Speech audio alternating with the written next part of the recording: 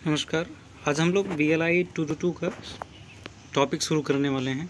जैसा कि एग्ज़ाम भी इसका सबसे पहले होने वाला है, तो एक क्रैश कोर्स की तरह हम लोग पूरा समझते हुए चलेंगे, जो आपके लिए आसानी होगा और हेल्पफुल भी होगा आपके परीक्षा को पास करने के लिए। और इससे पहले वीडियो में हम लोगों ने देखा था 5 ईयर क्वेश्चन पेपर्स 222 का और इसका सिलेबस क्या है। तो अगर आप लोगों ने उसको नहीं देखा तो उसको देख लीजिए, जिससे आपको पता चल जाएगा कि कौन कौन से इंपॉर्टेंट टॉपिक्स हैं और किस तरह से क्वेश्चन आएंगे और आंसर हमें किस तरह से करने हैं।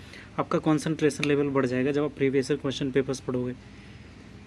चलिए, तो इसमें पहले ब्लॉक में दिया है, पहला है स्रोतों का श्रेणीकरण या कोटिकरण, एंड मतलब वर्गीकरण भी हम बोल सकते हैं।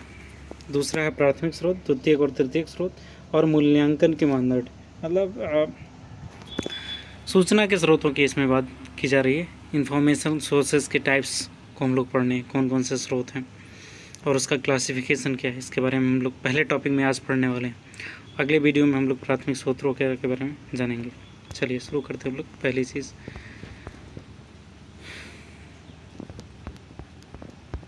ये पहले टॉपिक का है, स्रोतों का संवर्गीकरण मतलब क्लासिफिकेशन ऑफ सोर्सेस।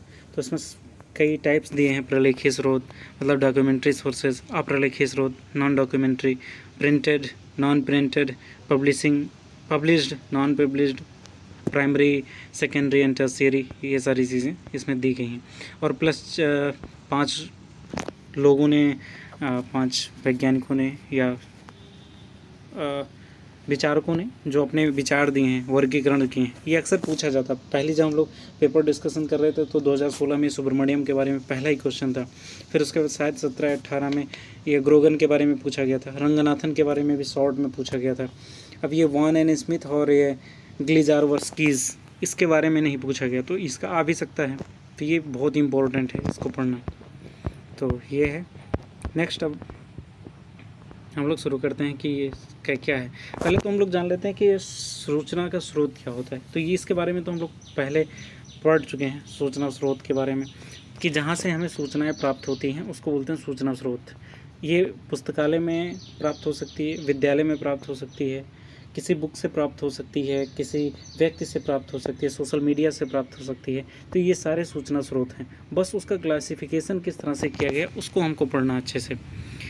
तो अभी भी जो आदिवासी समूह है, क्या आप कभी सोच सकते हो कि आदिवासियों को किस तरह से सूचना मिलती होगी? सेंटिनल द्वीप जो हमारा अंडमान निकोबार है, वो तो किसी से भी वास्ता नहीं रखते बाहरी दुनिया से, तो उनको सूचनाएं कैसे मिलती होंगी बारिश की या अन्य चीज़ों की, बीमारियों की, इन सारी चीज़ों की? क्या उन्हें किसी भी चीज़ की ज़रूरत होती है तो उन्हें सूचना कौन देता होगा? क्या हम ऐसी कल्पनाएँ कर सकते हैं? तो अभी भी गुफाओं, जो हमारा गुफाएँ हैं, जैसे मध्य प्रदेश में या महाराष्ट्र में ढेर सारी गुफाएं हैं। अजंता और एलोरा की जो गुफाएं हैं, वहाँ पे हमें ढेर सारे चित्र मिलते हैं, नक्काशी की हुई दिखाई देती हैं, जहाँ पे उन्होंने अपने विचारों को अभिलेखित किया और वहाँ से हमें जानकारी मिलती है, सूचना मिलती है।